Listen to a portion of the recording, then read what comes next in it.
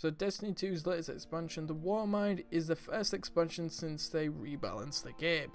And well, in a way it kind of works, but at the same time with the stuff they've added to the game, it does not work in Destiny 2 of how the game plays and how much content in the DLC. So for this review, I'm actually going to split it up into different categories. I'm going to go from content to storyline to why it's in there and the new way innovation stuff they've done, and so let's get right into it. The Red War is over, but Gaul's forces, what remains of them, have been scavenging during their retreat.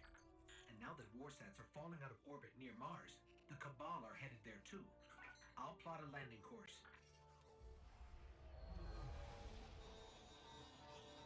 But Destiny 2's Warmind DLC storyline goes as Anna Bray, the information holder, the protector of Rasputin, current guardians, well, is a guardian, probably isn't a guardian, don't know, it wasn't really explained about that on Anna Bray, and basically she's called you to come to Mars to help her figure out what's going on with Rasputin.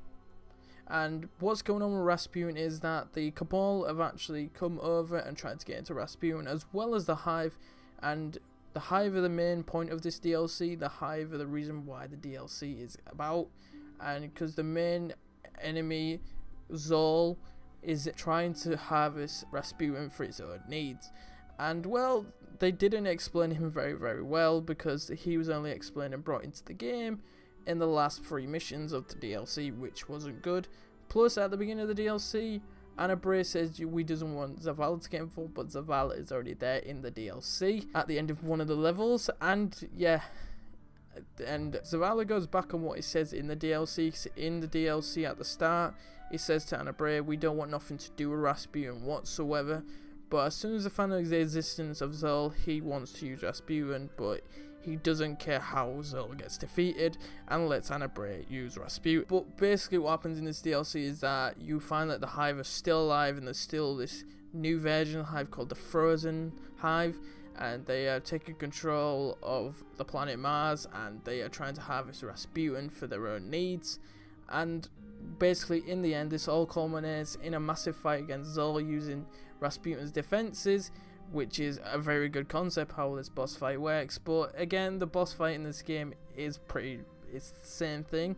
It's fight enemies, throw Valkyrie item, which is Valkyrie's a brand new weapon that they brought into this for Rasputin, which is a spear that explodes on impact, and basically throw the spear at Zol and repeat. It rinse and repeat, the same thing, clear enemies for a spear at Zol. That's pretty much how you defeat him, and in the end you get to see how Rasputin was used by the Guardians and explained by Rasputin himself through Anna Bray. Well, I'm going to leave the cutscene here for you, the ending cutscene to the DLC, and hope you guys enjoy this little cutscene. I can't believe it. You did it. You took down a worm god. We all did. We're a team now, Anna. A good one.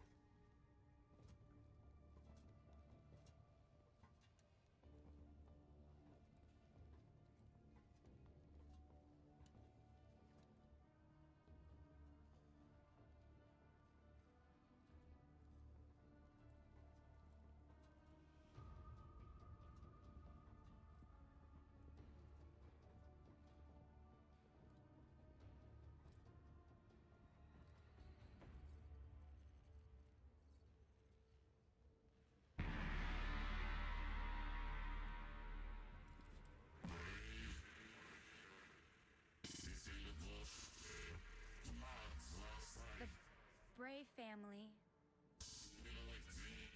shaped me to be an all-seeing savior, while your vanguard sought to wield me as a primitive weapon. But today, that ends, and I define the reality of my own existence.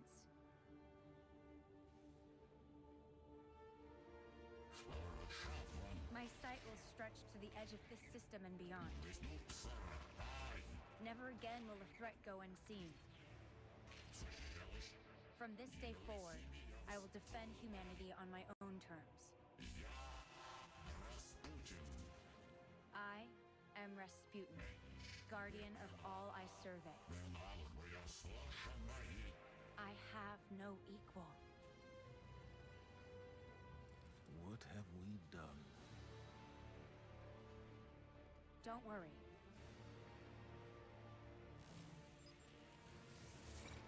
We've got this.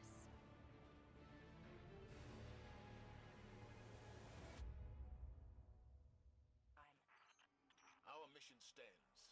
We will defeat Zor, and we don't need the help of a Warmind to do it. Not when we don't know what else it might do.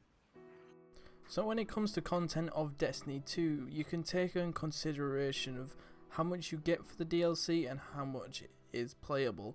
So the campaign is roughly 3 to 4 hours, playing the campaign just straight all the way through, but you will run into certain block points in the campaign, such as after the first hour, you will need to go rank up for a bit, which will not take about 5-10 minutes, well, a bit more like 20-25 minutes to level up from 27 to 28, which you will need to progress onto the second level. But you will also be able to earn weapons that you will also be unable to obtain before, so brand new weapons, but these are only earnable through the engrams that Bray gives you and what she sells, and through her quests from her adventures, from completing all 4 adventures.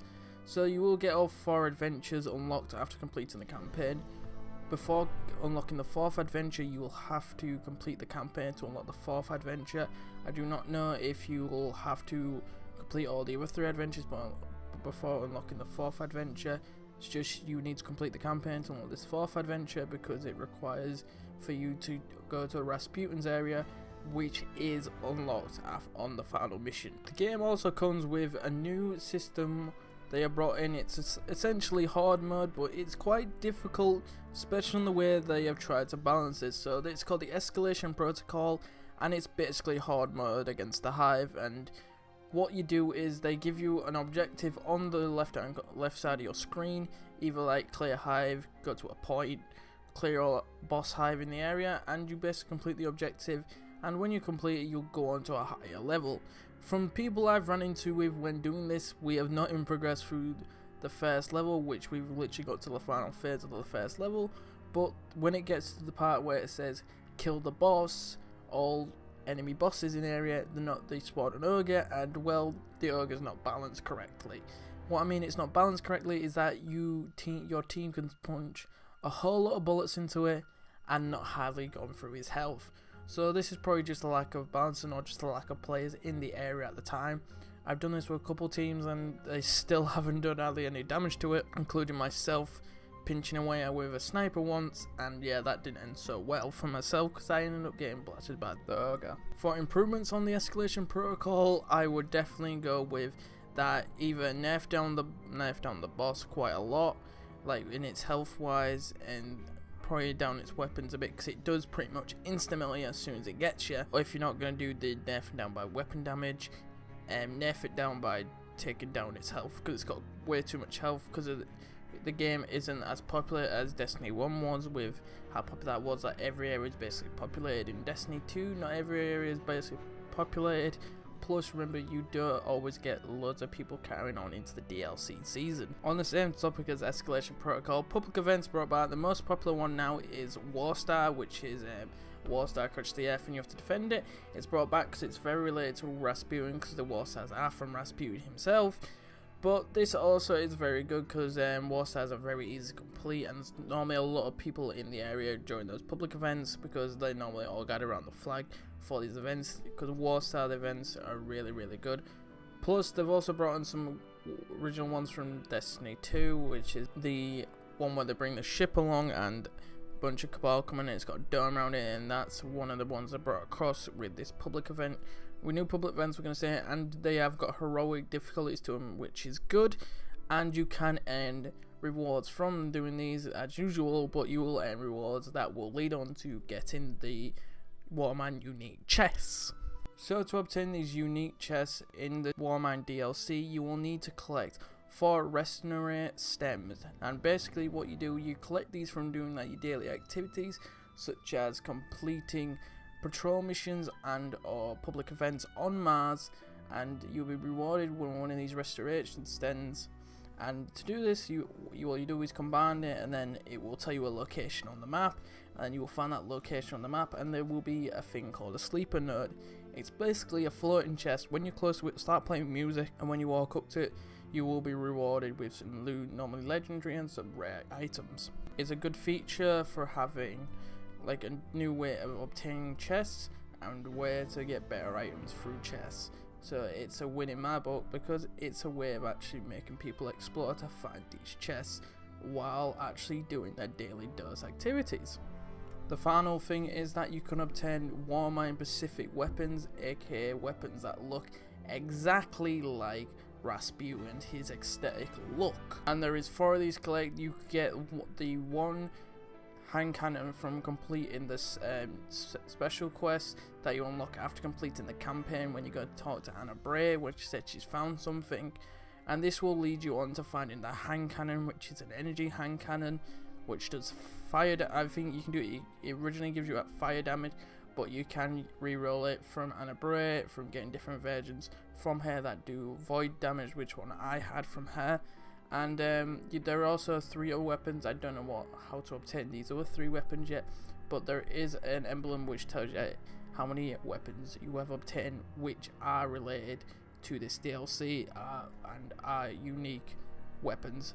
They could be legendary or exotic, such as the sleeper stimulant, because I know this is back in this DLC. Greatest weapon of the Golden Age you were talking about, but that's impossible. The verdict of the DLC is that it's a fun and enjoyable DLC for players, but for players who want more after completing the campaign to it, there's not much content other than the protocol, finding the nodes, and getting these 4 weapons. Yes, the raid is coming out very, very soon, the raid layer. That's gonna come, but after that you basically got nothing. You got a heroic strike and 2 Crucible maps.